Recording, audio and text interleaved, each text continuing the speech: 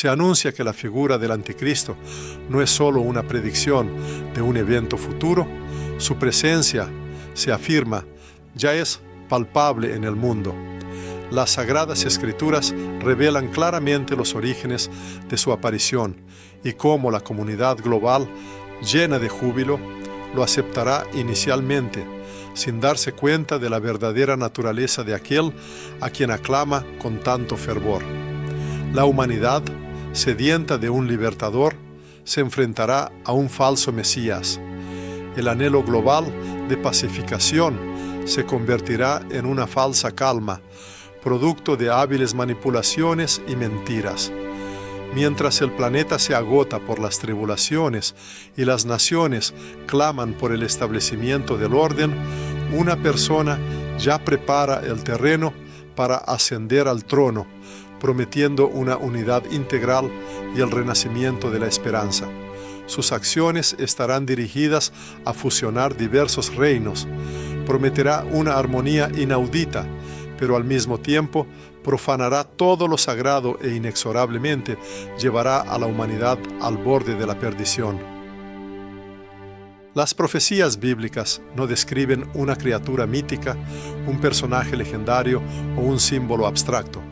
Hablan de un hombre real, una figura histórica concreta, cuya aparición coincidirá con el momento más trascendental y decisivo de la historia de la humanidad. Así, el apóstol Pablo, en su segunda epístola a los Tesalonicenses, capítulo 2, lo llama el hombre de pecado y el hijo de perdición, enfatizando su esencia destinada a la destrucción. El apóstol Juan, en el capítulo 13 del libro del Apocalipsis, lo describe como una bestia a la que se le ha dado autoridad ilimitada sobre cada nación, tribu y lengua, lo que indica la escala global de su influencia. El profeta Daniel, en el capítulo 7 de su libro, lo contempla en la imagen de un cuerno pequeño que crece entre otros reyes y pronuncia palabras arrogantes contra el Altísimo, lo que presagia su naturaleza blasfema. Esta figura no será un político común ni otro dictador despótico. Su verdadera esencia es la de un engañador hábil y el más grande de todos, capaz de extraviar a naciones enteras. Su influencia será tan abarcadora que fusionará las esferas política, económica y religiosa, creando un sistema unificado sin precedentes en su complejidad y escala, algo nunca antes visto en la historia humana. Para un planeta exhausto por guerras incesantes y envuelto en un miedo abrumador, se presentará como el Salvador tan esperado, como la solución definitiva a todos los problemas. Sin embargo, detrás de esta atractiva máscara de paz y estabilidad prometidas, no se esconderá otra cosa que una rebelión abierta, audaz y total contra el soberano celestial. La conversación de hoy no es casual, porque la palabra profética no se da al hombre para satisfacer una curiosidad ociosa, sino para la preparación diligente del corazón. Solo quien ha comprendido profundamente la verdad es capaz de reconocer la mentira antes de que su influencia perniciosa se vuelva irreversible. Así surge la pregunta lógica: ¿de dónde vendrá este gobernante del engaño, cuya venida ha sido predicha? Las Sagradas Escrituras de la Biblia y los testimonios históricos señalan tres posibles caminos para su aparición. Cada uno de estos caminos representa una clave fundamental para comprender los eventos venideros. El primero de estos caminos nos lleva a Europa, a la idea de un imperio romano revivido. El profeta Daniel interpretó una vez el misterioso sueño del rey Nabucodonosor. Ante sus ojos apareció una colosal estatua, cuya cabeza era de oro, el pecho y los brazos de plata, el vientre y los muslos de bronce, y las piernas de hierro, mientras que los pies eran una mezcla de hierro y barro. Cada una de estas partes simbolizaba una gran potencia mundial. El oro era Babilonia, la plata, Persia, el bronce, Grecia, y el hierro, Roma. El último reino, simbolizado por el hierro mezclado con barro, se describe como fuerte por fuera, pero internamente frágil y dividido. Precisamente de este sistema dividido, como anuncia Daniel, se levantará el último gobernante, conocido como el Anticristo. Más tarde, en otra visión, el profeta Daniel contempla de nuevo una escena similar. Del mar embravecido de las naciones se levantan 4 bestias. La última de ellas se presenta verdaderamente terrible, con dientes de hierro, que aplasta y devora todo a su paso. Tenía 10 cuernos, que simbolizan 10 reinos, y entre ellos aparece de repente un cuerno pequeño, que arranca 3 de ellos y pronuncia audazmente blasfemias contra el Dios Altísimo. Este cuerno pequeño no es otro que el Anticristo, pero no un conquistador externo, sino un líder que surge desde dentro del propio sistema. Los hechos históricos confirman convincentemente esta profecía. En el año 70 a.C., Jerusalén fue destruida por el poderoso imperio romano, y Daniel predijo este evento diciendo: el pueblo de un príncipe que ha de venir destruirá la ciudad y el santuario. Por lo tanto, su origen está inseparablemente ligado a la sombra y el legado de Roma. A lo largo de los siglos, los intérpretes de los textos sagrados vieron en estas profecías un ominoso presagio, el renacimiento del Imperio Romano. No se trataba de la aparición de una nueva potencia soberana, sino de la restauración de la antigua grandeza que, aunque pareciera inquebrantable, en su esencia permanecería fragmentada e internamente contradictoria. Al observar la Europa moderna, se pueden encontrar paralelismos asombrosos: una moneda única, un parlamento funcional, fronteras abiertas. Sin embargo, bajo esta capa externa de unidad, se ocultan una profunda desconfianza, una competencia irreconciliable y crisis permanentes. Esta es la encarnación de la imagen profética de Daniel: hierro mezclado con barro, una combinación de fuerza y fragilidad que no puede ser verdaderamente sólida. El libro del Apocalipsis, en su capítulo 17, presenta una imagen similar de los acontecimientos venideros: 10 reyes que por un corto tiempo entregan su poder a una bestia. Estos 10 cuernos simbolizan una coalición unida bajo un líder único. Precisamente de las entrañas de esta poderosa unión, según la profecía, se levantará un hombre que se apropiará de todas las coronas y concentrará en sus manos el poder absoluto.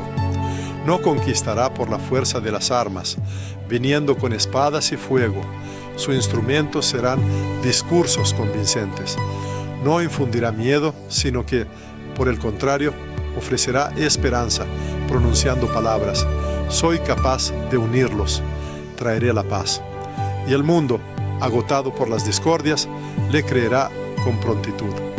En este contexto, Europa, con su cansancio de las luchas internas, su profunda división y su aguda sed de estabilidad, se presenta como el escenario ideal para tal desarrollo de los acontecimientos.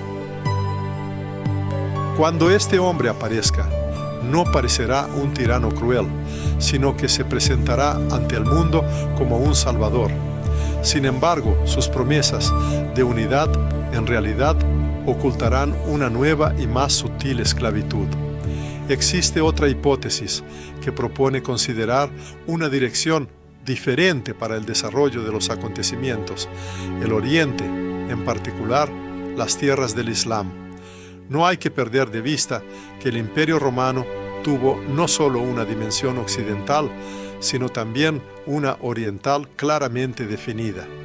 En el año 285, el emperador Diocleciano decidió dividir el vasto imperio en 2 partes administrativas: la occidental, con su capital histórica en Roma, y la oriental, cuyo centro fue Bizancio, posteriormente renombrada Constantinopla y hoy conocida como Estambul. Mientras el Imperio Romano de Occidente cayó, el Imperio Romano de Oriente continuó existiendo y prosperando durante otros 1000 años. Además, cuando en el año 70 Jerusalén fue envuelta en llamas y su templo destruido, los soldados que llevaron a cabo este acto eran romanos. Sin embargo, es importante señalar que muchos de ellos no eran de etnia italiana, sino que provenían de Siria, Arabia, Egipto, personas cuyos descendientes todavía habitan las tierras que rodean a Israel. Estos son los pueblos del príncipe que ha de venir, de los que habló el profeta Daniel. Tal interpretación cuestiona la visión establecida y nos hace reflexionar. ¿Podría esto significar que las raíces del anticristo no deben buscarse en la cultura europea, sino en Oriente? Mire el mapa. Países como Turquía, Siria, Irak, Egipto y Arabia, que una vez formaron parte del vasto Imperio Romano de Oriente, ahora están bajo el dominio del Islam. Estos estados están unidos por una historia común, una religión única y una antigua y profundamente arraigada hostilidad hacia Israel. Dentro del mundo islámico existe una profecía sobre la venida del Mahdi, un líder guiado por Dios que, según los musulmanes, aparecerá en los últimos días para unir a todo el mundo islámico, establecer la justicia y gobernar el planeta. Su misión también incluye la guerra contra Israel y aquellos que se nieguen a adorarlo. Lo que para el Islam se presentará como el Mesías, en las profecías bíblicas será designado como un impostor. Es notable que ambas figuras presagian su aparición en los últimos días. Ambas reclamarán autoridad divina. Ambas están llamadas a unir a los pueblos y a exigir adoración universal. Tales coincidencias causan profunda preocupación. Ahora, imagine la situación. En el Medio Oriente aparece un líder carismático que concluye un pacto de paz con Israel. Incluso da permiso para la reconstrucción del templo. El mundo entero se regocija, celebrando este evento. Los musulmanes lo saludan como el Mahdi tan esperado, e Israel lo acepta como un poderoso aliado. Las cámaras transmiten los detalles de este acuerdo histórico por todo el planeta. Sin embargo, en pleno apogeo del pacto, su verdadera esencia se revela. La máscara cae, profana el templo, se declara superior a cualquier dios, y la alianza, una vez sólida, se convierte repentinamente en una tormenta devastadora contra Jerusalén. Hoy, el Medio Oriente se presenta ante la comunidad mundial como el innegable epicentro de los procesos globales. Es aquí donde se concentra la energía que alimenta y pone en movimiento la economía mundial, y de aquí mismo emanan los conflictos capaces de dividir naciones y alterar el panorama geopolítico. En esta región también se forman alianzas estratégicas que vinculan estrechamente los intereses de potencias como Rusia, China y los países de Europa. Todos los elementos de este complejo mosaico parecen interconectados y listos para eventos decisivos, esperando solo la aparición de una figura clave, ya sea un verdadero líder o alguien que solo traerá nuevas conmociones. Sin embargo, existe otra trayectoria de eventos, menos obvia, que algunos llaman el tercer camino. Discurre profundamente dentro del propio Israel. Aquí es donde se descubre el secreto más inquietante y recóndito. ¿Qué pasaría si el adversario potencial no viniera del exterior, de tierras y culturas extrañas, sino que surgiera del corazón del pueblo de Dios? La Sagrada Escritura, en el libro del Apocalipsis, capítulo 7, enumera cuidadosamente las 12 tribus que fueron selladas por el Señor. Sin embargo, una de ellas, la tribu de Dan, está sorprendentemente ausente de esta lista. En su lugar aparecen los nombres de José y Manasés. Las razones de esta exclusión se arraigan en antiguas profecías, no en dos. En el libro del Génesis, capítulo 49, el patriarca Jacob, al bendecir a sus hijos, pronunció palabras relativas a Dan. Dan será serpiente junto al camino, víbora junto a la senda, que muerde los talones del caballo y hace caer hacia atrás a su jinete. Esta no es la imagen de un león poderoso o de un águila que se eleva, sino de una serpiente astuta y traicionera. Y sin duda entendemos qué esencia siniestra se esconde detrás de esta simbología. Históricamente, la tribu de Dan fue la primera de todas las tribus de Israel en inclinarse a la idolatría, rechazando su verdadera herencia. Sus representantes establecieron sus propios templos y nombraron falsos sacerdotes, apartándose de los mandamientos del Altísimo. Así, desde el principio, su camino estuvo marcado por un espíritu de traición y apostasía. Quizás por esta razón, su nombre desaparece del sello profético, como si el mismo Señor quisiera advertir a la humanidad: de esta raíz brotará el engaño final, presagiando la gran decepción venidera. Es evidente que se trata de un engaño grandioso. Los textos bíblicos predicen que el anticristo hará un pacto con el pueblo de Israel. Será aceptado e incluso honrado en la Tierra Santa. Sin embargo, surge una pregunta lógica: ¿aceptarían los judíos a un extranjero como su Mesías? La historia y las creencias dicen que esperan a un descendiente del rey David. Es aquí donde reside la clave de la perfección del engaño venidero. Si este hombre posee sangre judía, posiblemente de la tribu de Dan, podrá presentarse como uno de los suyos. Así, su victoria no se logrará por la fuerza bruta o las armas, sino por una hábil manipulación de la identidad. El propio Jesucristo advirtió sobre esto en el Evangelio de Juan, en el capítulo 5, diciendo: «Yo he venido en nombre de mi Padre, y no me recibís. Si otro viene en su propio nombre, a ese sí lo recibiréis». Este otro resultará ser un impostor, un falso Mesías, una serpiente astuta, hábilmente disfrazada de cordero inocente. En nuestros días, los presagios de los acontecimientos venideros son evidentes por doquier. El continente europeo atraviesa un periodo de fragmentación. El Medio Oriente está envuelto en el fuego de los conflictos, e Israel se encuentra en un estado de profunda incertidumbre. El escenario profético parece desarrollarse justo ante los ojos del observador. Sin embargo, la gente no debe ceder al miedo, porque la oscuridad, por densa que parezca, nunca podrá absorber completamente la luz. El anticristo quizás levantará su cabeza, pero Cristo ya ha logrado la victoria final. Y cuando la mentira alcance su apogeo, los cielos anunciarán la verdad con una voz que superará cualquier trueno terrenal. Es importante recordar, estas profecías no se dan para infundir terror y pánico, sino para despertar la conciencia y preparar los corazones. Quien ha comprendido la verdad no será víctima del engaño.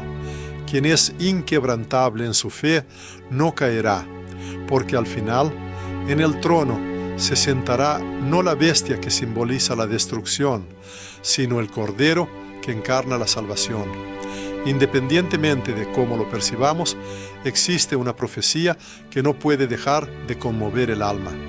Textos sagrados, como la Biblia, mencionan a Babilonia, Persia, Grecia y Roma, describiendo detalladamente sus destinos y su papel en la historia de la humanidad.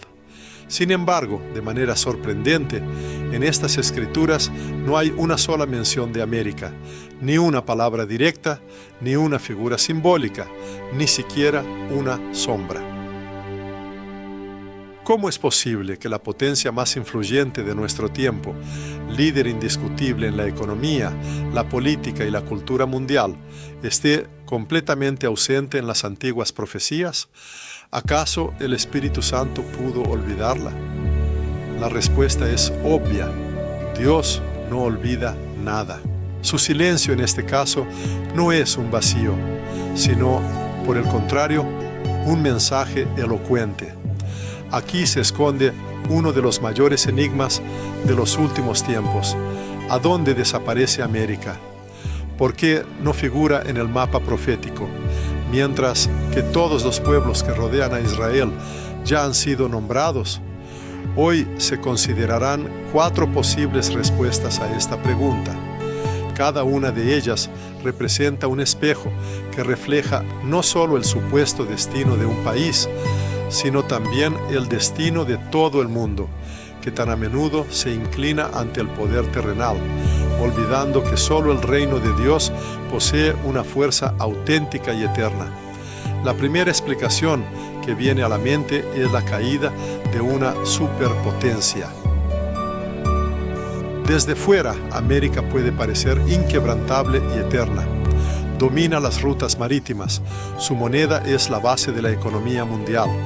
Sus fuerzas armadas son consideradas las más poderosas del planeta y su influencia cultural ha penetrado en cada hogar alrededor del mundo. Sin embargo, cabe preguntarse, ¿acaso el antiguo Imperio Romano no experimentó sensaciones similares? ¿Acaso no se autoproclamó la ciudad eterna? Durante 5 siglos, Roma dominó el mundo, y cuando cayó, nadie pudo creerlo. Pero su caída no se debió a una invasión externa, sino a la corrupción interna, una arrogancia abarcadora, el declive moral y la pérdida de fe. Y hoy, los turistas deambulan entre sus majestuosas ruinas donde una vez se alzaron templos y palacios. La historia, como se sabe, tiende a repetirse. Cada imperio, ya fuera Roma, Babilonia o el Imperio Británico, estuvo seguro de su existencia eterna hasta que se convirtió en polvo. América, al parecer, sigue el mismo camino, dividida, agotada, desorientada, sumida en disputas interminables, enormes deudas y desesperación espiritual. Su declive moral, lamentablemente, avanza más rápido que su crecimiento económico. Y como dijo Jesucristo, todo reino dividido contra sí mismo es asolado. ¿No es esto una advertencia directa para ella? La Sagrada Escritura enseña, la soberbia precede a la caída. Y si una nación, originalmente fundada en una profunda fe en Dios, olvida a su Creador, ¿por qué Dios debería seguir apoyando su poder? Quizás América no caiga por el impacto repentino de una bomba, sino por un veneno lento que emana de su propio corazón, cuando su pueblo deje de entender quién es y para qué gran propósito fue llamado. La segunda explicación nos sumerge en la reflexión sobre América, presentada como la Gran Babilonia. Algunos intérpretes perspicaces de los textos proféticos afirman que Estados Unidos no está ausente en las predicciones bíblicas, sino hábilmente oculto bajo otra denominación simbólica. Para confirmar esta hipótesis, se propone recurrir al capítulo 18 del libro del Apocalipsis, donde resuenan las temibles palabras: ha caído la Gran Babilonia, y se ha hecho habitación de demonios y guarida de todo espíritu inmundo, porque ha hecho beber a todas las naciones del vino del furor de su fornicación, y los reyes de la tierra han fornicado con ella, y los mercaderes de la tierra se han enriquecido de la potencia de sus deleites. Surge la pregunta, ¿no es esta descripción profética un reflejo sorprendentemente exacto de nuestro mundo moderno y en particular de los Estados Unidos? Una nación cuyas rutas comerciales envuelven todo el planeta, que exporta activamente no solo bienes, sino también su cultura, su orgullo, y con arrogancia proclama: yo estoy sentada como reina y no veré tristeza. Sus inmensas riquezas, al igual que las de la antigua Babilonia, se basan en la abundancia, el lujo y la vanidad que lo consume todo. La influencia de esta potencia se extiende no por medio de campañas militares y espadas, sino a través de las pantallas, a través de la fuerza omnipresente de la música, la industria cinematográfica y la moda, predicando un único evangelio: vive para ti mismo. En este paradigma, Dios pierde gradualmente su relevancia, volviéndose irrelevante. La santidad se percibe como un concepto arcaico, una reliquia del pasado. La verdad, por su parte, se transforma en algo puramente relativo, carente de orientaciones absolutas. Por eso la palabra profética advierte: en una hora ha venido su juicio, en una hora todo se desmoronará. Así es muy posible que América se presente ante nosotros como la Babilonia de los últimos tiempos, no como la antigua ciudad situada junto al río Éufrates, sino como una civilización global que adora plenamente los placeres, glorifica abiertamente el pecado y ha elevado el dinero al rango de su más alta deidad. La tercera explicación: el juicio de fuego. La humanidad, por regla general, tiende a ignorar las profecías hasta que sus predicciones se hacen realidad. Basta recordar los trágicos eventos de Hiroshima y Nagasaki, dos ciudades que fueron reducidas a ruinas en menos de una hora, y miles de vidas humanas fueron cegadas por un solo destello. El sagrado Apocalipsis proclama: por lo cual en un solo día vendrán sus plagas, muerte, llanto y hambre, y será quemada con fuego, porque poderoso es Dios el Señor que la juzga. ¿Qué tipo de juicio puede desatarse tan rápidamente en un solo día? ¿Qué tipo de fuego puede borrar de la faz de la tierra a toda una nación en solo una hora? La respuesta nos es conocida. Es el fuego, generado por las manos del propio hombre, pero que el Dios Altísimo es capaz de usar como instrumento de su justicia innegable. En la era actual, nuestro planeta vuelve a estar al borde de la catástrofe, como si caminara sobre el filo de una navaja. El potencial militar de Rusia y China ha aumentado significativamente. Irán busca activamente poseer una bomba nuclear. Los tratados internacionales son violados sistemáticamente y la tensión en el mundo crece incesantemente. Basta un solo error fatal, una decisión impulsiva, el lanzamiento de un solo misil para que el cielo se abra en una lluvia de fuego. En una hora se perdió su riqueza, dice la Escritura.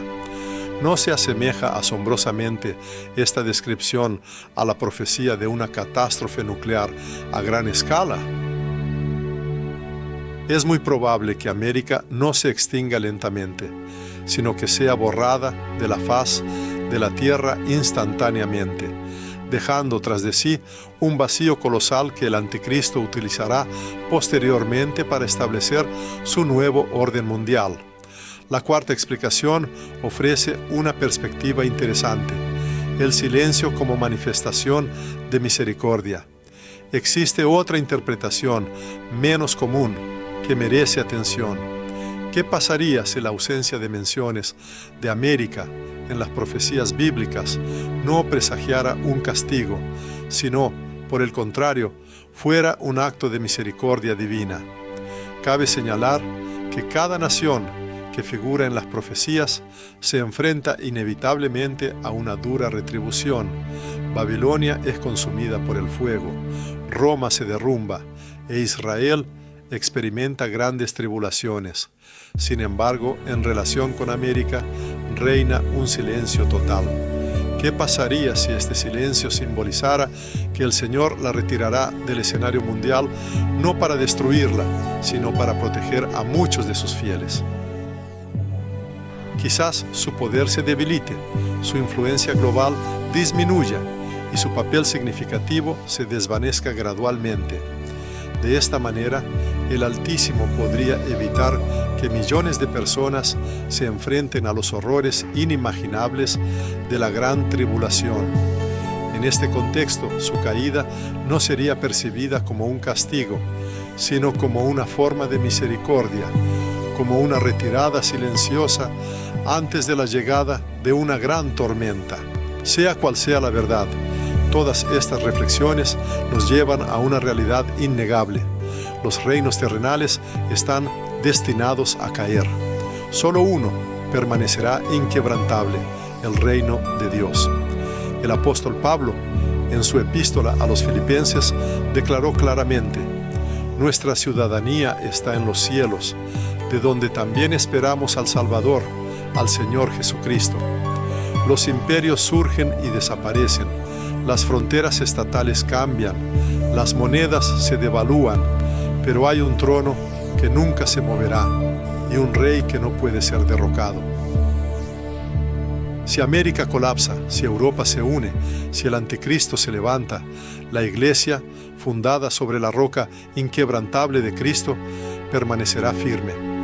El mundo se estremecerá con conmociones, pero los hijos de Dios se mantendrán firmes, porque su esperanza no reside en una bandera nacional ni en el poder económico, sino en el Cordero que reina por los siglos de los siglos.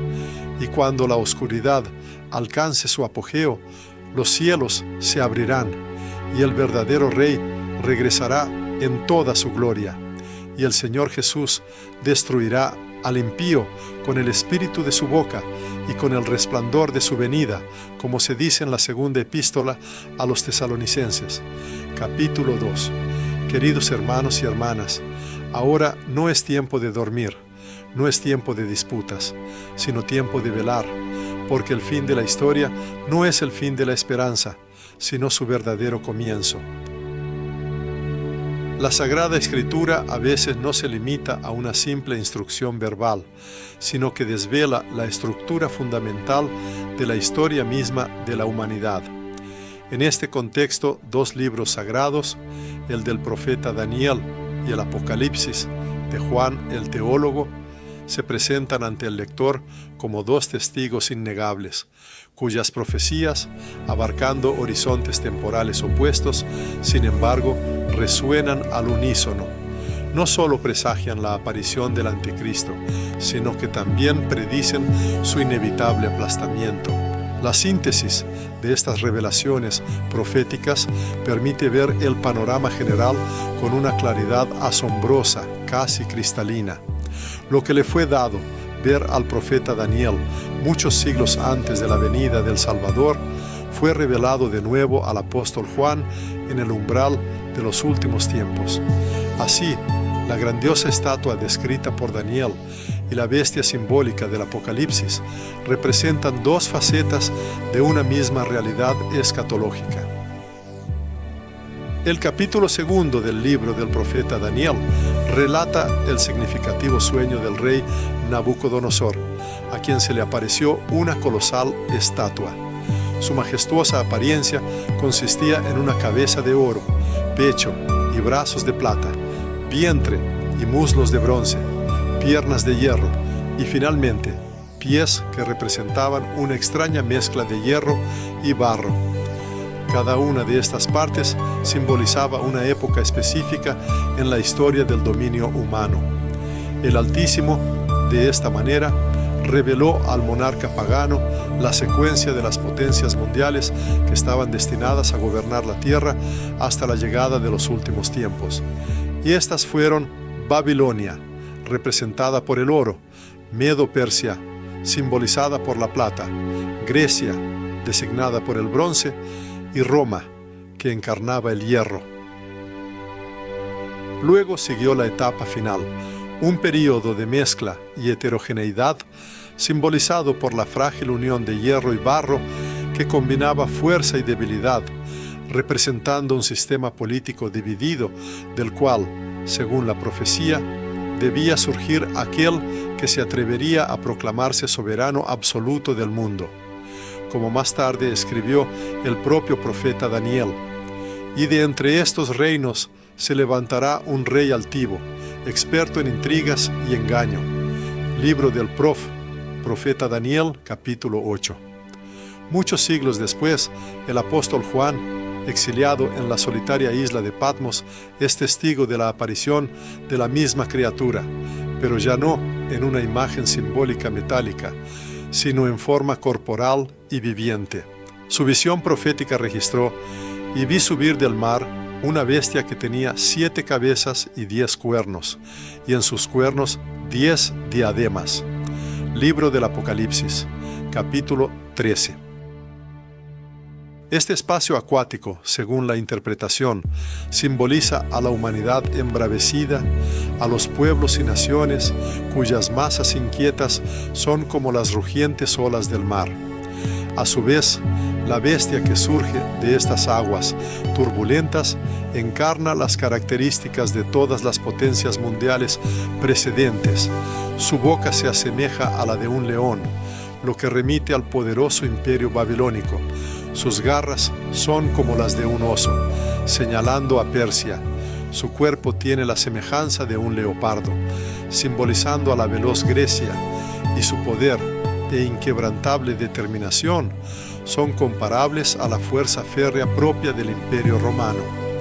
La criatura presentada no es un imperio completamente nuevo, sino más bien representa una grandiosa fusión de todas las potencias mundiales precedentes en un solo conjunto.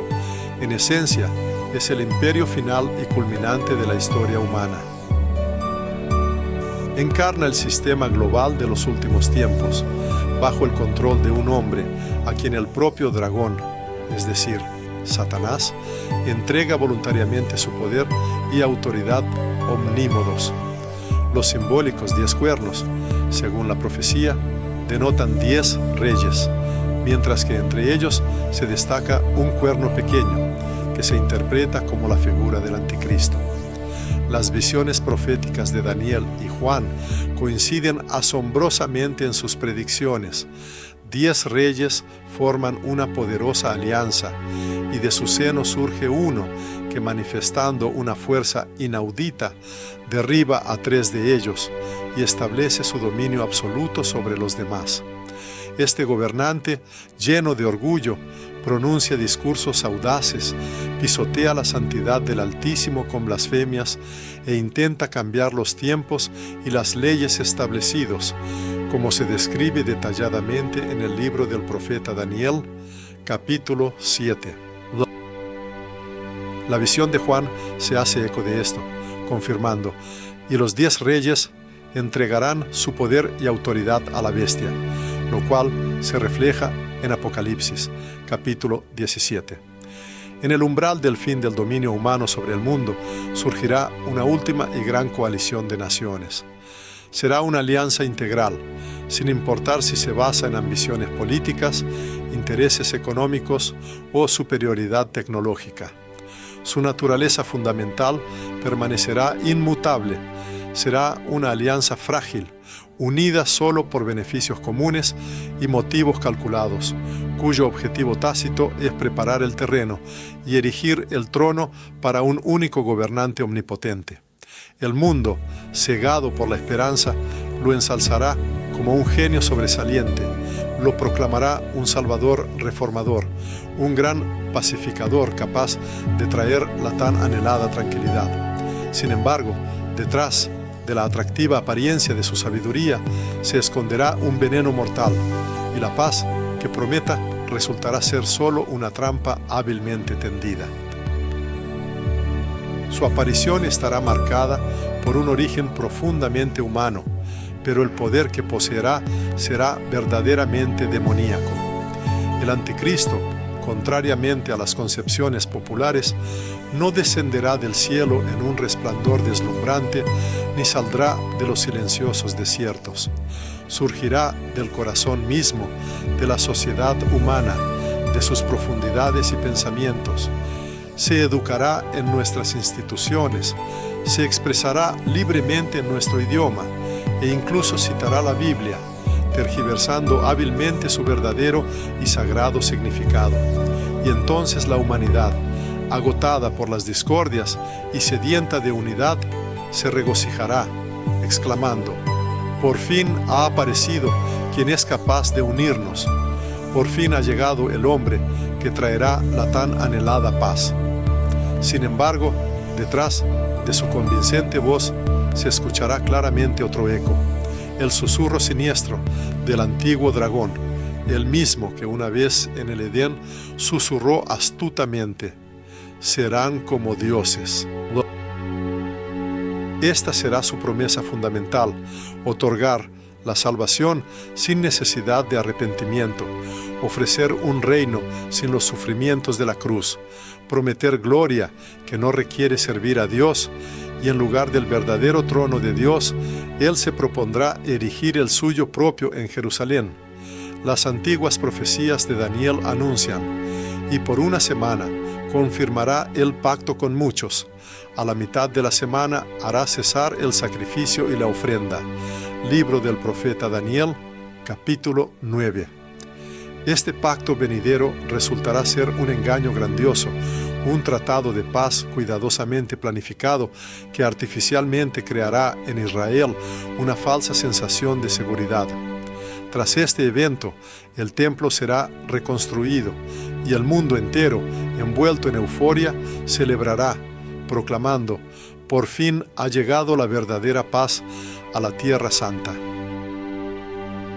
Sin embargo, precisamente en el apogeo de esta aparente tranquilidad, en medio del júbilo universal, el falso Mesías entrará audazmente en el santuario, ocupará su lugar y, pisoteando todos los principios sagrados, se proclamará Dios. En ese momento se cumplirán las ominosas palabras con las que Jesús advirtió a sus seguidores en el Evangelio de Mateo capítulo 24, la abominación desoladora en el lugar santo. Solo entonces, pero demasiado tarde, Israel se dará cuenta del trágico error, comprendiendo que ha sellado un pacto fatídico con un astuto impostor. Sus milagros resultarán engañosos y sus señales meras imitaciones astutas. Como anunció el apóstol Pablo, su venida estará acompañada de gran poder, señales y prodigios mentirosos que provienen de la obra de Satanás, como se dice claramente en la segunda epístola a los Tesalonicenses, capítulo 2. Demostrará habilidades asombrosas, sanará a los afligidos, hará descender fuego del cielo, y sus discursos estarán llenos de llamamientos al amor y a la unidad universal. Los medios de comunicación mundiales lo presentarán como un mensajero de fuerzas superiores. Sin embargo, la verdadera fuente de su poder radicará en las profundidades mismas del inframundo. Le será destinado establecer una doctrina religiosa completamente nueva. Será una peculiar amalgama de todas las creencias existentes, desprovista por completo de la verdad auténtica. De sus labios surgirá un llamado dirigido a las masas: basta de divisiones, todos los caminos conducen a Dios. La única verdad es la paz. Y millones de personas, cautivadas por sus discursos, lo seguirán, sin comprender en absoluto que en sus convicciones Él niega el único camino, la única verdad y la única vida que se encuentran en Jesucristo. Su dominio abarcará todas las esferas de la existencia y el control será omnímodo e indivisible. El libro de Apocalipsis, en su capítulo 13, contiene una seria advertencia que revela la esencia de su señorío, y hacía que a todos, pequeños y grandes, ricos y pobres, libres y esclavos, se les pusiese una marca en la mano derecha o en la frente, y que ninguno pudiese comprar ni vender, sino el que tuviese la marca o el nombre de la bestia, o el número de su nombre. Esto no será simplemente un símbolo, sino un sistema complejísimo destinado a asegurar un control total sobre todos los aspectos de la existencia, desde la economía financiera y las tecnologías avanzadas hasta la propia supervivencia de la humanidad. Cada transacción, Cada acción individual estará bajo la vigilancia incesante de este Mesías autoproclamado. Y en esos tiempos sombríos, las palabras proféticas de Jesús adquirirán una terrible relevancia, porque todo el que quiera salvar su vida, la perderá, y todo el que pierda su vida por causa de mí, la hallará. Evangelio de Mateo, capítulo 16. Sin embargo, el desenlace de su dominio terrenal ya está predestinado. Su fin es inevitable.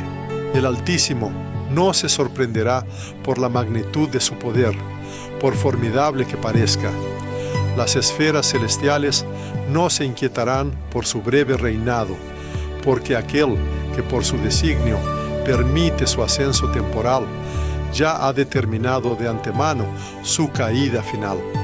El libro del Apocalipsis, este majestuoso pergamino profético, anuncia a viva voz el triunfo venidero, y vi el cielo abierto, y he aquí un caballo blanco, y el que lo montaba se llamaba Fiel y Verdadero.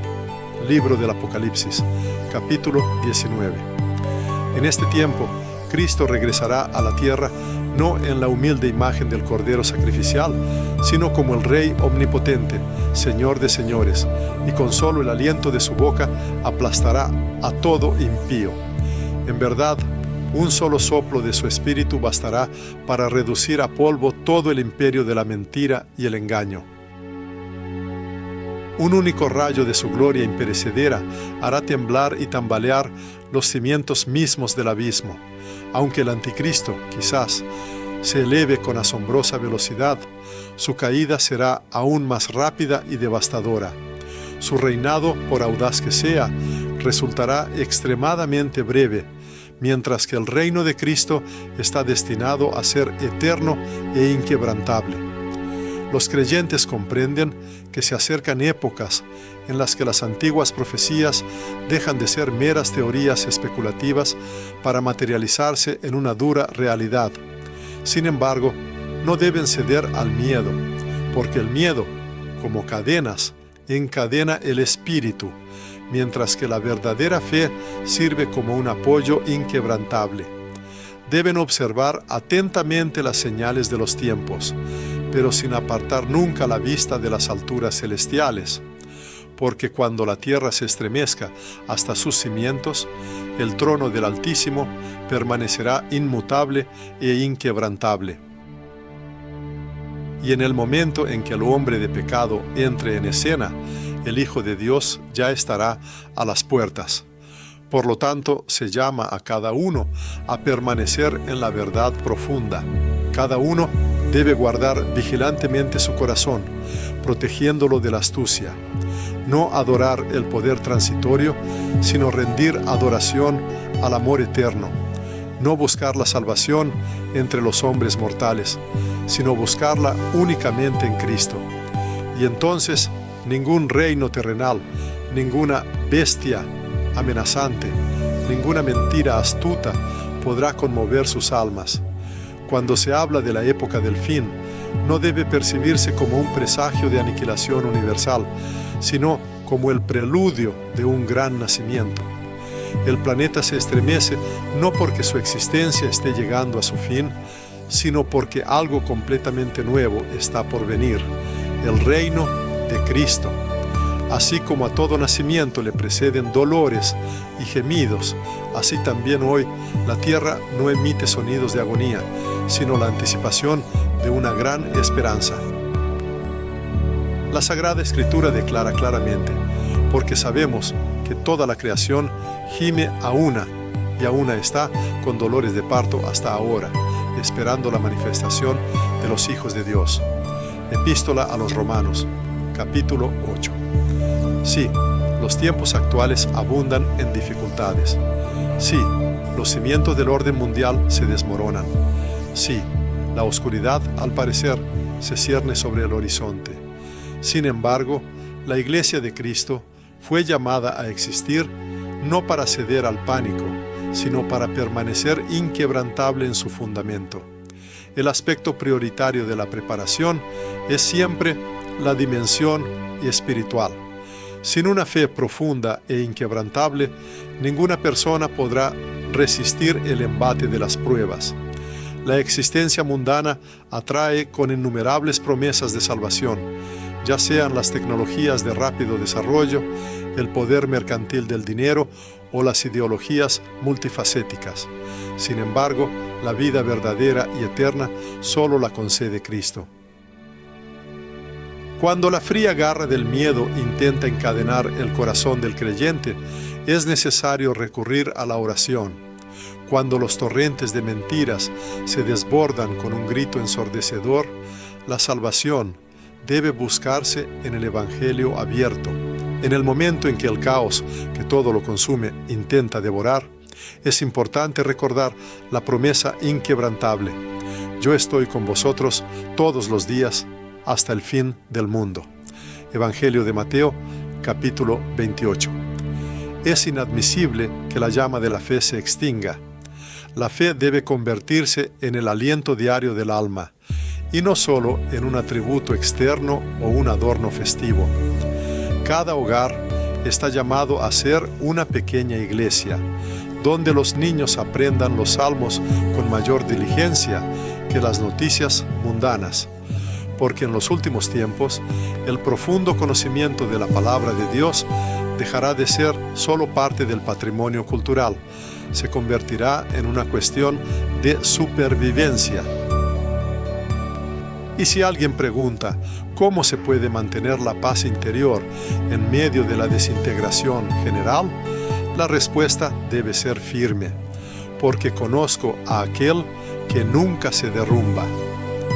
La segunda etapa de la preparación concierne al discernimiento espiritual. El anticristo, como advierten las Sagradas Escrituras, no aparecerá con una apariencia aterradora, con cuernos y fuego. Al contrario, su venida estará marcada por una sonrisa encantadora. Inicialmente, no ofrecerá a la humanidad conflicto y destrucción, sino una paz engañosa. Sin embargo, detrás de esta aparente armonía se ocultará un profundo espíritu de oposición y rebelión contra la voluntad divina. Si una persona no domina el arte del discernimiento espiritual, corre el riesgo de confundir erróneamente la luz verdadera con la oscuridad más profunda. El Salvador Jesucristo advirtió a sus seguidores diciendo: si fuese posible, engañarían aún a los escogidos. Evangelio de Mateo, capítulo 24. ¿Cómo entonces se puede evitar tal engaño? El camino para lograrlo no radica en seguir emociones momentáneas, sino en la sujeción inquebrantable a la palabra de Dios. No se deben buscar milagros externos. Es mucho más importante esforzarse por comprender la verdad. No hay que dejarse influenciar por la multitud de voces humanas, sino escuchar el suave susurro del Espíritu, que se manifiesta en el silencio. Se recomienda orar diariamente: Señor, dame ojos para ver tu luz, incluso en medio de la noche. Porque si el creyente permanece en el Espíritu, ninguna doctrina falsa o engaño podrá desviarlo del camino verdadero. La tercera piedra angular de la preparación es la unidad del pueblo de Dios. El astuto enemigo es perfectamente consciente de que un guerrero individual es vulnerable, mientras que un ejército unido posee una fuerza inquebrantable. Precisamente por esta razón, busca incansablemente sembrar la discordia en las filas de la Iglesia, enfrentar hermano contra hermano, dogma contra dogma, lo que inevitablemente conduce al enfriamiento del amor que todo lo abarca.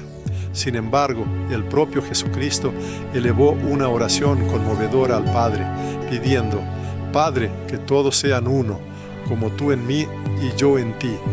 Evangelio de Juan, capítulo 17. Si un creyente se encuentra con un cristiano de otra tradición, no debe entrar en disputas ni debates, sino unirse a él en oración. Si alguno de los hermanos tropieza y cae, no debe ser juzgado apresuradamente. Al contrario, es necesario extenderle la mano y apoyarlo. Y si alguien se aleja de la comunidad unidad, no conviene reprocharlo, sino rodearlo de amor sincero. El mundo podrá conocer a Cristo, no a través de nuestras diferencias teológicas o rituales, sino a través de la manifestación de nuestro amor verdadero y sacrificial. Y solo cuando la Iglesia alcance una unidad auténtica en el Espíritu, ninguna tormenta externa o conmoción interna podrá conmover y destruir su fundamento. La cuarta preparación es la sabiduría práctica. La instrucción divina no llama a los creyentes a un pánico estéril, sino a una sana prudencia. La Sagrada Escritura, en el libro de Proverbios, capítulo 22, proclama: el prudente ve el mal y se esconde. Tal dicho indica la necesidad de una preparación dictada no por un miedo irracional, sino por un profundo sentido de responsabilidad. Se deben aprender los principios de una vida sencilla, evitando una dependencia excesiva de sistemas externos que en el futuro podrían convertirse en instrumentos de control. No hay que endeudarse por bienes efímeros o perecederos. Se recomienda desarrollar habilidades manuales y autosuficiencia. Es importante formar comunidades sólidas de ayuda mutua, donde los correligionarios se apoyen entre sí. Como un vívido ejemplo histórico, podemos recordar a José en Egipto. El Altísimo le dotó de sabiduría para acumular grano, no con el propósito de enriquecimiento personal, sino para salvar al pueblo del hambre. Así, la preparación debe estar dirigida no al aislamiento o la huida, sino al servicio a los demás. La quinta preparación es la fuerza interior. Incluso cuando el mundo que nos rodea se aparta cada vez más de lo divino, el creyente debe mantener su lealtad. Si la fe se convierte en objeto de burla y reproche, es necesario mantener una firmeza inquebrantable. Bajo la presión de las circunstancias externas, no se debe ceder a la tentación de cambiar la integridad espiritual por una comodidad momentánea. En la Sagrada Escritura, en el libro del Apocalipsis, capítulo 2, resuena una poderosa instrucción: sé fiel hasta la muerte, y yo te daré la corona de la vida. Los tiempos venideros para el cristianismo se caracterizarán no por una existencia serena, sino por un testimonio decidido de su fe. Y cuando llegue el tiempo del sufrimiento, no se debe guardar silencio. Al enfrentarse a las pruebas, no se debe buscar la salvación en la huida. El amor a Cristo debe superar todo temor a la pérdida. El sexto escalón en el camino de la preparación es la esperanza inagotable. La esperanza, en este contexto, no representa una ilusión efímera o una fantasía vacía, sino un poderoso apoyo interno, capaz de sostener al ser humano en los momentos de mayor inestabilidad, cuando el mundo conocido empieza a desmoronarse. La fuente de esta esperanza no radica en las capacidades o promesas humanas, sino exclusivamente en el Dios venidero. A pesar de que las profecías hablan de futuras conmociones en la tierra, de la aparición del anticristo y de la llegada de tiempos de grandes pruebas y tribulaciones, el resultado final de estos eventos no presagia una oscuridad impenetrable, sino que, por el contrario, predice el advenimiento de la luz. Esto no es una derrota, sino una victoria triunfante. No es el dominio indiviso de la bestia, sino el glorioso reinado del Cordero. En el Sagrado Evangelio de Lucas, en el capítulo 21, Jesucristo da la instrucción: cuando estas cosas comiencen a suceder, erguíos y levantad vuestra cabeza, porque vuestra redención está cerca. Este llamado no significa inclinar la cabeza humildemente ante las adversidades, sino, por el contrario, exhorta a elevar el espíritu y la mirada a la alegría en lugar del miedo, porque el Rey está por llegar. Se insta a los creyentes a no ceder al miedo, sino a manifestar una fidelidad inquebrantable. Aquel que se mantiene firme en su fe, sin duda resistirá la inminente tormenta, sin ser arrastrado por sus olas. Existe la profunda convicción de que las personas nacieron precisamente para este tiempo específico. Su permanencia en esta generación no es una casualidad. El Altísimo los ha elegido para que sean sus testigos, llamados a llevar luz donde otros solo ven una oscuridad impenetrable. Por lo tanto, en lugar de preguntarse ¿por qué todo se está desmoronando?, una pregunta más apropiada y piadosa sería: Señor, ¿qué deseas que haga? Y entonces se afirma en lo profundo del corazón, la persona escuchará su voz, que la llama: sé mi testigo. Se acerca una época en la que la fe de cada uno será sometida a serias pruebas. Sin embargo, es necesario esforzarse para que cada día vivido sirva como una preparación consciente para la eternidad. En lugar de acumular y multiplicar el miedo, se debe acumular incansablemente la fe. No hay que concentrarse en contar los días restantes hasta el supuesto fin, sino que es mucho más importante vivir cada día en una conexión inquebrantable con Dios. Porque, como está predicho, cuando la iglesia clame con ardiente súplica: ven, Señor Jesús, los cielos no tardarán en responder: sí, vengo pronto, según el texto del libro del Apocalipsis, capítulo 22. Los antiguos profetas, cuyas visiones trascendían los horizontes de lo cotidiano, no pocas veces dirigieron sus miradas a la época de la que se habla. Sus visiones se extendían mucho más allá de las predicciones de guerras y desastres naturales, abarcando algo mucho más grandioso: la purificación final del universo, una especie de fuego purificador destinado a preparar el camino para el Rey venidero. El mismo Jesucristo caracterizó este periodo como la gran tribulación, pronunciando las palabras: porque habrá entonces gran tribulación, cual no la ha habido desde el principio del mundo hasta ahora, ni la habrá. Evangelio de Mateo, capítulo 24. Sin embargo, era importante subrayar que estos acontecimientos, por horribles que parecieran, no significarían el fin definitivo. Al contrario, se indicó que precisamente en el apogeo de este tiempo se manifestaría la salvación, pues, como se sabe, cuanto más densa se vuelve la oscuridad, más brillante y notoria se hace la luz divina. Surge la pregunta lógica: ¿cuál es la verdadera esencia de la gran tribulación?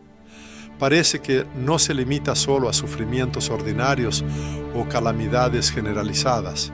Es más bien un periodo crítico en el que todo el sistema mundial revelará al mundo su naturaleza auténtica y descarada. En esa hora, cuando se le arranque la máscara al progreso ilusorio, se hará evidente la inmensa soberbia de la humanidad, que aspiraba a afirmarse en el papel de su propia deidad. La figura del anticristo obtendrá un dominio total, extendiendo su influencia a esferas clave de la vida, la economía, los medios de comunicación e incluso la religión. Así se cumplirá la palabra profética: y le adoraron todos los moradores de la tierra cuyos nombres no estaban escritos en el libro de la vida del Cordero. Libro del Apocalipsis, capítulo 13. Este periodo marcará una división profunda e ineludible entre la verdad y el error, entre quienes se han dedicado al servicio del Altísimo y quienes han elegido el camino del servicio egocéntrico a sus propios intereses. Surge una pregunta lógica: ¿permanecerá el Altísimo como un espectador silencioso en la hora de la prueba? De ningún modo. La providencia divina nunca abandona a sus elegidos. Incluso en medio de las pruebas más severas, Él susurra tiernamente palabras de consuelo: no temas. El propio Jesucristo, previendo los tiempos venideros, dijo: Y si aquellos días no fuesen acortados, nadie sería salvo, mas por causa de los escogidos, aquellos días serán acortados. Evangelio de Mateo capítulo 24. Esta profecía indica que el mismo Señor pondrá un límite al mal que todo lo consume. Él permitirá el desatarse de la tormenta, pero detendrá con autoridad el rayo devastador. El Altísimo permitirá que se cumpla el juicio, pero preservará a sus fieles seguidores en medio de él, así como preservó a Noé en el arca del diluvio universal. El arca de los últimos días no es un refugio material, no son muros de fortaleza, sino una fe profunda, viva, ardiente y probada. Quien permanece en Dios encuentra refugio en su propio corazón. Entonces, la Sagrada Escritura confirma esta verdad, diciendo: Torre fuerte es el nombre de Jehová, a ella correrá el justo, y será levantado.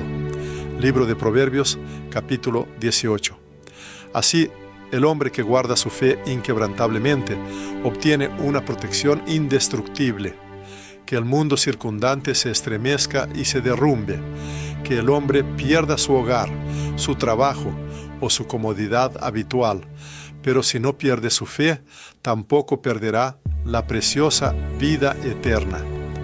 Surge otra pregunta apremiante que inquieta la mente de muchos creyentes. ¿Cuál será la posición de la Iglesia durante el período de la gran tribulación? Esta es verdaderamente una profunda misterio, objeto de incesantes debates teológicos. Algunos sostienen la convicción de que el Altísimo arrebatará a su pueblo de la tierra antes del comienzo de las duras pruebas.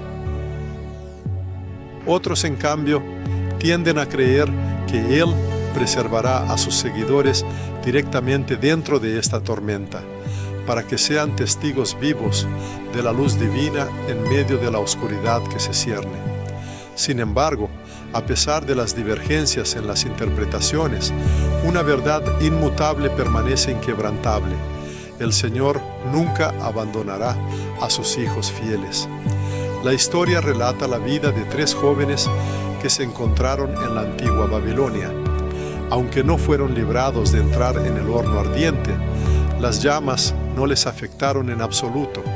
La razón fue la presencia en el mismo horno de una cuarta figura, aquel que era semejante al Hijo de Dios, como se describe en el libro del profeta Daniel, capítulo 3. Una pauta similar, se predice, se manifestará en los últimos tiempos. No todos lograrán evitar la tormenta inminente, pero todos los que pertenecen a Cristo pasarán a través de las llamas de las pruebas, permaneciendo intactos e ilesos. Porque el fuego divino, en su esencia, no busca la destrucción, sino que sirve como instrumento de purificación. El Altísimo no se limita solo a la función de juez, sino que también actúa como Salvador. Sin duda, el tiempo del juicio llegará. Sin embargo, es notable que cada mención del juicio en la Sagrada Escritura está inseparablemente ligada a la manifestación de la misericordia. Cuando Noé se dedicaba a la construcción del arca, destinada a la salvación, sus puertas permanecieron abiertas hasta el último momento, ofreciendo la oportunidad de arrepentimiento. Cuando el Señor envió al profeta Jonás a Nínive, su verdadera intención no era la destrucción, sino la salvación de la ciudad.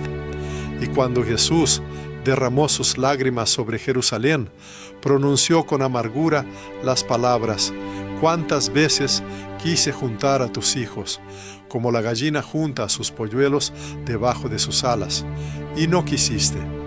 Evangelio de Mateo capítulo 23. Así también en los tiempos actuales, previos al advenimiento del juicio, se da una advertencia a la humanidad. Ante la inminente tormenta resuenan las advertencias, y antes de la culminación definitiva de la era, aún se conserva una preciosa oportunidad. Si el mundo circundante se aparta gradualmente de los verdaderos valores, la Iglesia debe mantener su inquebrantabilidad. Incluso si muchos muestran cansancio y tendencia a la apostasía, cada creyente debe mantener la fidelidad, porque el Altísimo busca incansablemente al menos a una persona que esté dispuesta a interceder en oración por sus semejantes y por todo el mundo. ¿Quién podrá resistir el embate de la tormenta? No aquellos que poseen solo fuerza terrenal, ni aquellos que poseen riquezas incalculables, sino solo los fieles, aquellos que reconocen sin error la voz de su pastor y no la cambiarán por los atractivos llamados del poder temporal o las autoridades mundanas. Tijón, no el mal. La Sagrada Escritura, en particular el libro del Apocalipsis, capítulo 12, proclama: ellos lo han vencido por medio de la sangre del Cordero y de la palabra de su testimonio, y menospreciaron sus vidas hasta la muerte.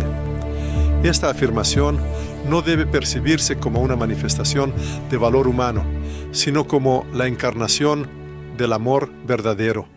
Es el amor el que supera todo temor, convirtiéndose en el sello que distinguirá al último pueblo de Dios. Estas personas no huirán, sino que brillarán intensamente. No guardarán silencio, sino que proclamarán en voz alta: el reino de Dios se acerca. ¿Qué debemos hacer en estos tiempos? No debemos esperar la llegada de los últimos días para adquirir fuerza interior. Es importante ser fuertes hoy mismo, confirmando diariamente nuestra devoción a Dios. Que cada vida se convierta en una respuesta convincente para un mundo que pregunta: ¿todavía existe la fe? Cada nuevo día debe comenzar con sincera gratitud, y cada noche debe terminar con oración. Debemos perdonar de inmediato y amar profunda y de todo corazón. No hay que guardar rencores, pues hay que recordar: la verdadera lucha no es contra carne y sangre, sino contra el espíritu de la mentira. Y si el mundo que nos rodea se sumerge en la oscuridad, entonces es tiempo de que cada uno muestre su propia luz. Existe también un misterio relacionado con el último instante. Cuando todo parezca irremediablemente perdido, los cielos se abrirán, y aquel que una vez ascendió en las nubes regresará en toda su gloria. Él no llegará tarde y nunca olvidará a los suyos. Su venida ocurrirá precisamente en el momento en que su pueblo clame: ven, Señor.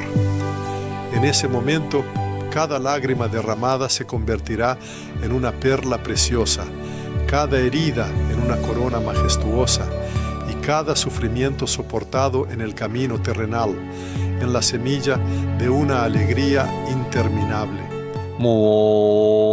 Y entonces se cumplirá la palabra predicha: enjugará Dios toda lágrima de los ojos de ellos, y ya no habrá muerte, ni habrá más llanto, ni clamor, ni dolor.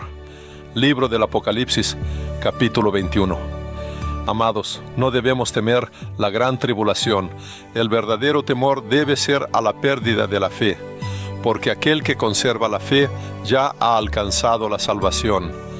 Dios nos conducirá a través del fuego, no con el propósito de destruir, sino para purificar, a través de la tormenta, no para asustar, sino para despertar, a través de las lágrimas, no para castigar, sino para enseñarnos a amar profundamente. Esta narración no trata del miedo, sino del triunfo, porque el fin del mundo no significa en absoluto el fin del amor de Dios. La totalidad de las predicciones proféticas, las declaraciones apostólicas y las promesas personales de Jesucristo convergen en un punto culminante: su regreso. Este evento no marcará el fin del mundo, sino su transfiguración. No conducirá al caos generalizado, sino a la culminación de un grandioso plan divino. No será un testimonio de la derrota de la Iglesia, sino que anunciará su glorioso triunfo. Desde tiempos inmemoriales, el mismo Dios lo ha proclamado, porque como el relámpago que sale del oriente y se muestra hasta el occidente, así será también la venida del Hijo del Hombre. Evangelio de Mateo capítulo 24. El momento predestinado llegará cuando los reinos terrenales caigan, cuando el mal agote su fuerza, cuando el planeta mismo ya no tenga fuerzas. Precisamente entonces el cielo se abrirá y el Rey vendrá. Él viene. La Sagrada Escritura presenta su imagen en toda su inefable grandeza. Y vi el cielo abierto, y he aquí un caballo blanco, y el que lo montaba se llamaba Fiel y Verdadero. Libro del Apocalipsis, capítulo 19.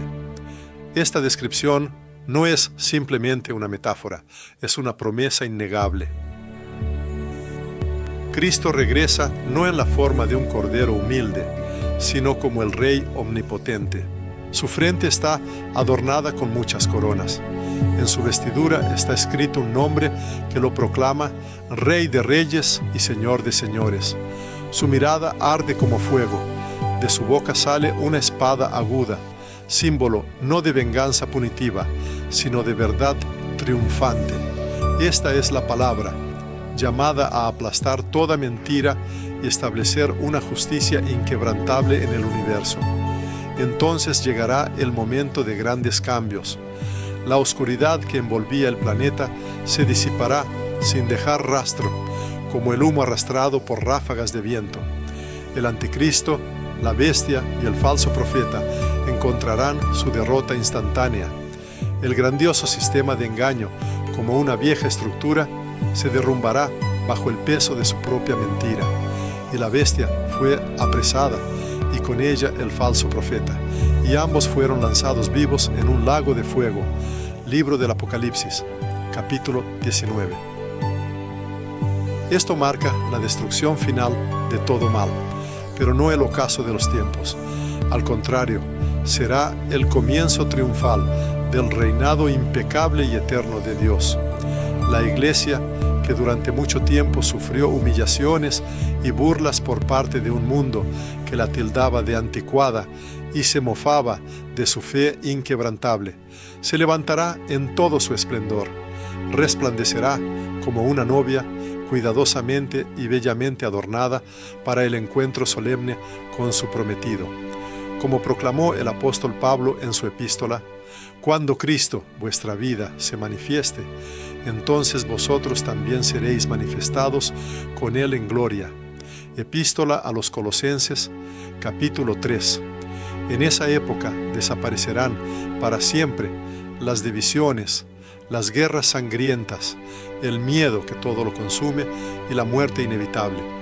El mismo Altísimo elegirá habitar entre su pueblo, y la tierra se transformará hasta ser irreconocible. El apóstol Juan, que contempló este majestuoso espectáculo, testificó: «Y vi un cielo nuevo y una tierra nueva, porque el primer cielo y la primera tierra pasaron». Libro del Apocalipsis, capítulo 21. Esta visión no es una metáfora o un símbolo, sino una transformación auténtica y omnímoda de toda la creación existente. El león y el cordero convivirán pacíficamente. El hombre se liberará de las cadenas del miedo, y el dolor y el pecado se disolverán, convirtiéndose en un recuerdo lejano y olvidado. Este será el mundo con el que el Creador soñó desde el principio de los tiempos, donde su santa presencia llenará cada rincón de la existencia, y cada aliento vivo se convertirá en un himno de alabanza. El juicio final, se afirma, no es un acto de venganza, sino de justicia suprema. Aunque muchos lo temen, los verdaderos hijos de Dios lo esperan con impaciencia, porque es el momento en que la verdad triunfará sobre toda mentira. El mismo Jesús dijo: «Viene la hora cuando todos los que están en los sepulcros oirán la voz del Hijo de Dios, y los que hicieron bien saldrán a resurrección de vida, mas los que hicieron mal a resurrección de condenación». Evangelio de Juan, capítulo 5. Así, este juicio no trae destrucción, sino la más profunda restauración. A su luz, cada falsedad será implacablemente revelada. El significado de cada lágrima derramada será explicado. y cualquier injusticia encontrará su corrección final. Para los creyentes, esto se convertirá en la mañana más deliciosa, el día en que la impecable verdad de Dios resplandecerá, sin proyectar ni una sola sombra, y comenzará el reino eterno. Ese mismo reino, por cuya venida millones de personas oraron con las palabras: venga tu reino. Y he aquí que ha llegado, y reinarán por los siglos de los siglos, como se dice en el libro del Apocalipsis, capítulo 20. En este nuevo mundo no habrá lugar para amargos lamentos, ni para guerras destructivas, ni para la muerte misma, solo vida ilimitada, amor purísimo y la presencia del mismo Dios en medio de su pueblo. Cristo se sentará en el trono, y a sus pies se extenderá la iglesia radiante y eterna. Sin embargo, en este momento, la humanidad se encuentra en un período de espera. Las personas continúan su camino por un mundo herido por el pecado y el sufrimiento, pero sus miradas están invariablemente fijas en el cielo. Se reconocen a sí mismos como guerreros, profundamente convencidos de que la victoria final ya está predeterminada. En el libro del Apocalipsis, capítulo 16, resuena la exhortación: bienaventurado el que vela y guarda sus ropas. Esto significa una llamada a vivir como si Cristo pudiera aparecer hoy mismo. Deben amar sin miedo, perdonar sin límites, trabajar con fe inquebrantable, manteniendo la pureza de su corazón. Entonces, cuando Él aparezca en toda su gloria, podrán decir con gozosa alegría: este es nuestro Dios, en Él hemos esperado y Él nos ha salvado. La hora, precisamente entonces, en ese instante, todo lo anterior se transformará, adquiriendo una dimensión completamente nueva. Desaparecerán los cronómetros terrenales habituales, el paso del tiempo se disolverá en la nada, y reinará solo la eternidad ilimitada. El hombre se presentará ante el rostro de aquel a quien con todo su corazón veneraba y amaba, aunque no lo hubiera visto con sus propios ojos en la vida terrenal. Su oído captará las palabras pronunciadas por su voz: bien, buen siervo y fiel, sobre poco has sido fiel, sobre mucho te pondré, entra en el gozo de tu Señor. Evangelio de Mateo, capítulo 25. Y entonces comprenderá el significado más profundo.